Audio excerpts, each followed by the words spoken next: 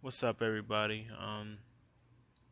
This video is going to be more of a just personal conversation rather than a commentary. There's no essay here, no scripts, just a straight up conversation. Look, I have basically been spending the past 6 months to about 2 years. I was a admin for a Facebook forum, and I was, or a group, whatever you want to call it. Along with being an admin for that group, I also have been a moderator for a um, single site for a while, and I was getting paid to do that. Wasn't paid much, but I got paid to do it. Um, Along with that, I kind of like had a just an epiphany, kind of like sitting around thinking, had a lot of time to think, and after watching so much of our people, black people, and our conversations with one another, I realized that there is a sector of our community that doesn't really understand how things kind of go from a relationship standpoint. I want to be clear that this is not me bashing black women. This is not me looking my nose down at one. This is just me being observant and coming to a reasonable conclusion based upon the information. Okay? So, I don't have no statistical facts or anything like that. And I'm going to come from more of a spiritual perspective. But let me say this: women not submitting to their men has always been bad. It has never been a good thing. When women decide to take over and not listen to their men, is usually, especially in a biblical perspective, has always been a form of judgment and not so much a form of truth. You see what I'm saying? So the judgment is being handled down to you. It's not looking at something good. This is you're coming out of what God has preordained for you to be. Now, some women like to say that they're the neck. Some people like to say that they're the body. Some people, whatever you want to call it. I think each woman has her own separate function. Some women are neck. Some people are bodies. Some people are feet. All right, and honestly, when you think about it like that, some people are hands. They're good hands. They can move things. They can get things going. They put their hands on it. It works. They can fix things. They're agile. They can do a lot with a little bit of nothing. They can hold on to a whole lot. Hands can be very important. People, some women, excuse me, are feet. They're constantly going. They know how to get things moving. They know how to move the body in the right way. They're resourceful. Some women are legs. Some women are, you know, chest and hearts, and every person has their own separate functionality, and no two women are alike. And I think that a lot of women just really have come to a place of they have to function the same all at the same time, and they don't always want to submit to their men. Now, by me being in all these different positions, I come to find that a lot of women says the words that black women, I can't speak for other communities because I personally don't care about them, black women. I've noticed that sisters are not understanding what that means to submit. They're like, well, unless he's like this, unless he has this grandiose lifestyle, unless he can meet my standard of what I think I should submit to, then I will submit to him, and that's that. Now, this doesn't mean that you go and submit yourself to a guy who is not doing what God would say, or someone who is unequally yoked from you. However, this does mean that don't think that submission means that you can now Like, I'm going to freely choose to not do what my husband is saying, or not put myself in the place where, and this is really more so for women who are married, not so much for girlfriends, okay? So let me make sure that I'm very clear about that. I'm not talking to women who are single and you haven't gotten married. I don't care about what you're talking about, because honestly, you're single. Of course you're not going to submit to him. Like, how would you submit to a person you're not married to? But if you're talking about actually being married and you're in a marriage, if you're in a marriage, you're now under the guidelines of your husband. And if you are not, and I'm not talking about somebody who has been like again, single. If you're single, this is not for you. If you're married, this is more so for you. Or if you're about to get married, this is more so for you. If you are single, not even in a relationship, you can go ahead and just like listen, but please do not look at this as a conversation for you, because this is not a conversation for you. This is more so wisdom coming from a man. Now, you could take it, you could leave it, whichever you want to do. It's up to you. Now, when you say that you are in that relationship with that man, you've already said your I do's. You're saying that this is a man that you completely have confidence in, that he's going to lead your family in the right direction. On top of that, it also means that this guy is the guy that you have chosen to, trust. Okay? Now, outside of cheating on you, beating on you, emotionally abusive, etc., etc., those things, understandable. Yes, you do not need to submit to that person. In fact, those are perfect reasons to leave, in my opinion. Never come back. But if those things are not a factor, I'm talking about abusive things. If it's just, okay, he's without a job, you married him. Submit to your husband. Treat him like a man. Let him be a man. Keep letting that man lead his home. This isn't the time for you to start insulting your husband. This is not the time for you to start assaulting your husband. There are very few, every time a woman has ever stepped out of the position, I'm talking to Christian women right now, every single time women have stepped out of position and went and defied the words of their husband, everything went bonkers. Don't believe me? Watch the story of Eve. Look what happened there. She went away from what her husband said do, and what's the first thing that happened? She is the mother of genocide. Let's be real.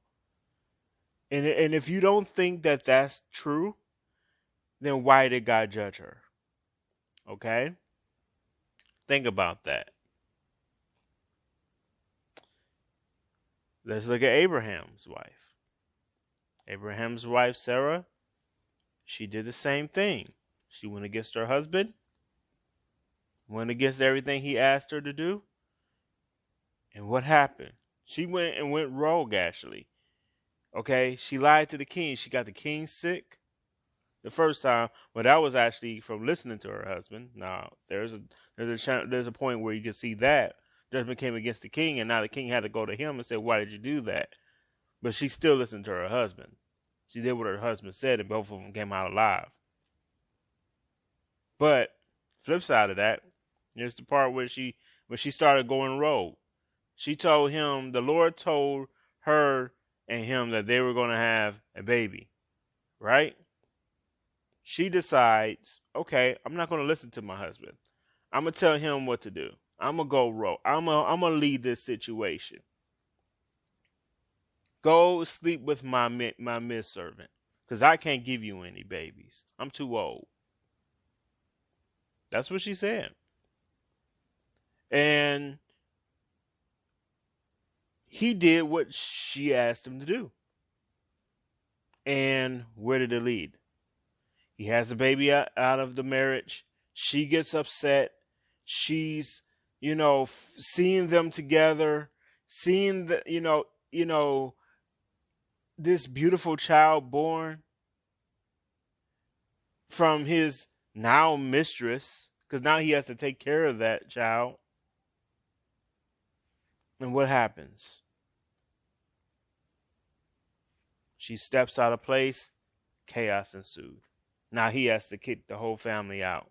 She basically made it as either me and mine, or it's her and that baby over there. Now what are you gonna do? So Ishmael got thrown out into the wilderness with his mother. Okay? Look at that. One time. Boom. There it goes. Still don't believe me? Let's look at David and Michelle. David and Michelle was a great couple. She was there riding or dying for her man. She protected him against her father. She chose to be with him all the way through, right? Think about that. All the way through. Had a chance. She was technically the last piece of the bloodline of Saul. If she would have kept her mouth shut, she could have had a child with with David, and that would have been the bloodline of David and Saul put together. That would have been amazing. Who knows? Could have been the king of Judah. Could have been what Solomon had become. Right? But what did she do? She went rogue, went against her husband, turned her back on him, started to insult him because his praise made him dance out of his clothes. And so she called him a fool when the Holy Spirit was the one causing it. She went rogue, started thinking for herself. You know what I'm saying? Against the marriage. You know what I mean? Not together, not as a couple, not as a unit. Start thinking for herself. When you're in a marriage, you're a unit. You think together. You think as one. You move as one. Doesn't mean you function the same way. Doesn't mean you don't have different primary functions, but your overarching goal is the same. Your thought is aligned. And when it's not aligned, okay, and somebody starts moving on their own, especially in the form of the woman who refuses to submit to her husband, every single solitary time, it has turned out bad. Okay? Think about that. And it doesn't stop there. It flows and it flows and it flows. You can look at Jezebel. You can look at, it just keeps flowing. All the way even up to the king. You know, that kid that beheaded John the Baptist. All the way. That wasn't his wife, that was his daughter, but still. That shows what happens when women start going rogue against the men. It doesn't show, joy and peace and comfort. It doesn't show those things. It doesn't show, the 1 Corinthians chapter 13 love. It doesn't show that.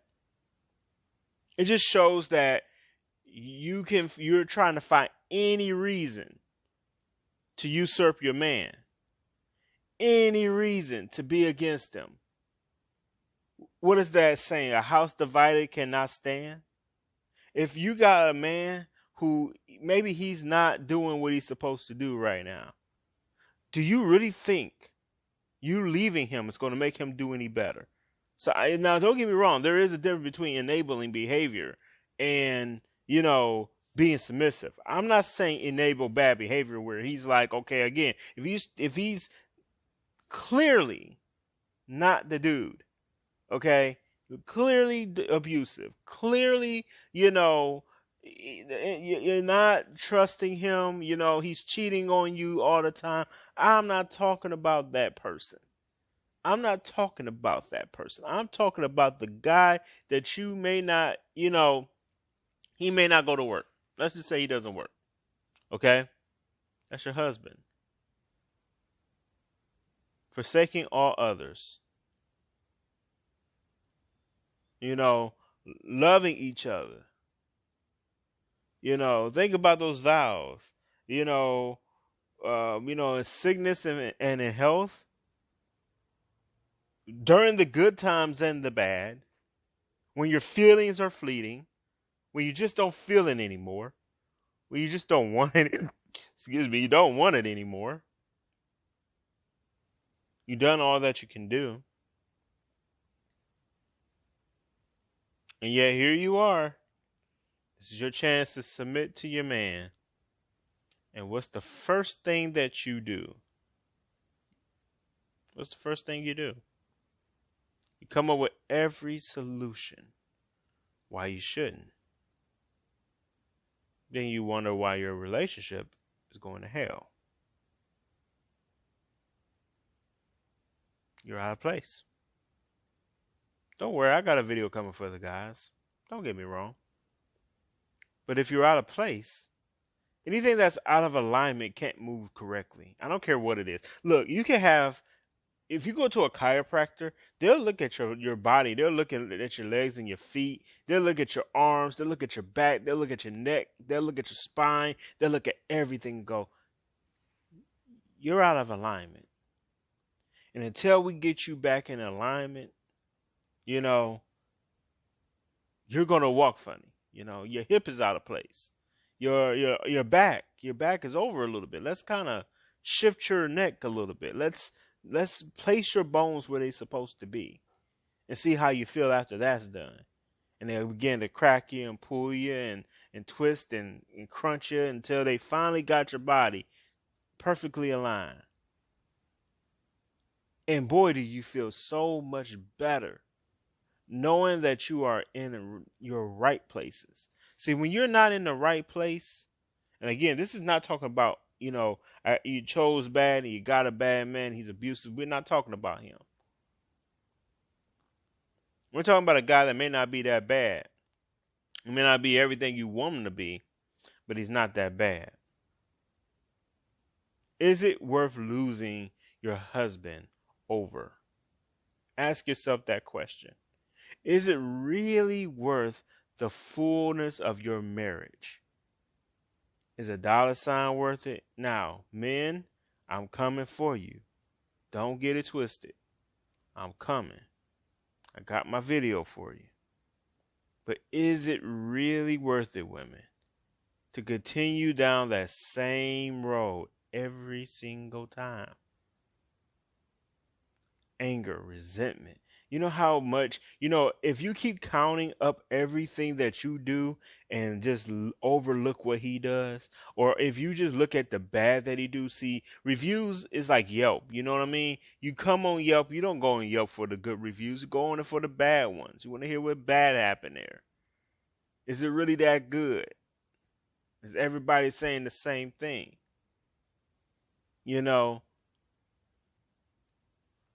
Is he falling on hard times? How long are those hard times going to last? We don't know. Sometimes hard times can be a couple days. Sometimes, he get a growth on his foot and man, there you go. He can't come back. He doing the best he can. You don't know. We hope for the best. We pray for the best. It's the same thing for you. Well, again, this video is not about the men right now. This is about the women. I want to encourage you to stay faithful to that man. Like, stay faithful to your husband. Because faithfulness is always rewarded. I don't care what nobody say. Perseverance, faithfulness, and those things, those type of intangibles, stuff is that you have to learn. It's hard. Long suffering. Long suffering is you can't get enough of it. And honestly, if you don't practice that, and I get it. Yeah, you may have been dealing with this for 3 years, 4 years, 5 years. You're tired. You're fatigued. You want to see results. You want to see him change. And boy, do you really want to see him just do what it is that you want him to do. But ask yourself this question. Me going against my husband, is this going to make it better? Is this going to get him up? Because a contrary woman, the Bible says it's better to live on the edge of a rooftop and go to sleep on it than it is to be with a contrary woman. Okay? So if you're contrary, because a contrary woman is so, one, you can't please her. Two, you can't get to her. You can't gift her with any information. She don't want to hear nothing you gotta say. She's impatient. Are you impatient? She's unfair. Are you unfair? She's not listening. Are you listening? Is he telling you something? Is something bothering him? Does he need to go to therapy? Are you encouraging him to go? Are you nagging him to go? Because there's a difference. What are you doing why are you contrary to your husband? If he asks you to do something, are you going out of your way to do what your husband is asking? Not what you think your husband is asking, but literally going for what your husband is asking you to do. If God may have given him something finally, there may be a shift that may be happening that may propel him into leadership. But if his woman does not listen to him, genocidal things happen. And the moment you start feeling the need to go rogue and go against your man, is the moment that your relationship ceases to function. He will go one way and you will go another. And I don't care how much you like to say it. I don't care if you cut a man at the head, the neck, the foot, whatever. If he's bleeding out, the body dies too. Okay? So, if you don't want your relationship to end, start with submission. Go back to your husband. Treat him good. Not what you think he should feel like. Because remember, you're getting judged just like he is. He's a man, you're a woman. The Bible has no respecter of a person. No gender. Gender doesn't matter. Sex doesn't matter. God is going to judge you the same.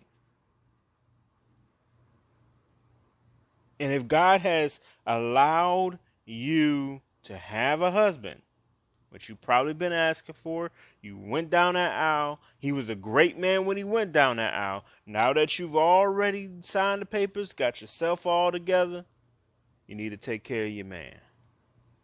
Because if you don't, and you leave, you may not get a chance to come back. And that's just respect. I mean, and I mean that. Like, you may not get a chance to come back. You know? People move on. And those lessons that he learned with you, he's going to take those lessons and do good over there. And while you could have saw the growth in him, man, I remember in my first marriage where I was just terrible in the first 4 years, and I could have done so much better. But no, I couldn't have, because I was new to it. I'd never been married before, you know. But when I finally started to figure it out, it was too late. So I guess what I'm saying is, if I'm saying anything at all that's important, is don't leave your man when he's down. Don't you be the person that kicks him when he's down. Don't you be the person that when he's giving up even, okay? Let's say he just gave up and he has nothing left and he feels like he's just the worst man ever.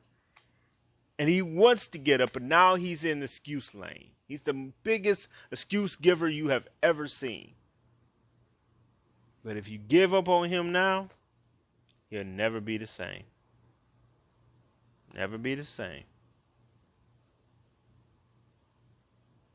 Because when I was hungry, did you feed me? When I was naked, did you clothe me? When I was exhausted, were you there for me? You know, did you give me a lap to lay my head on? Or did you get my eyes plucked out? Now I'm blind. Or did you take away my hands?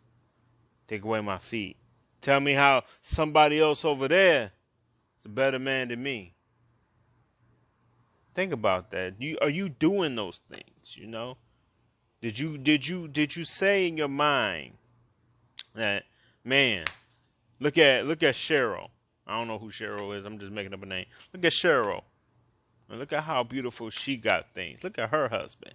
He's always at work, always doing this. They got a nest egg, doing good. Look like they got 2 businesses, 5 houses, and 2 cars. Look like they got themselves together. Right?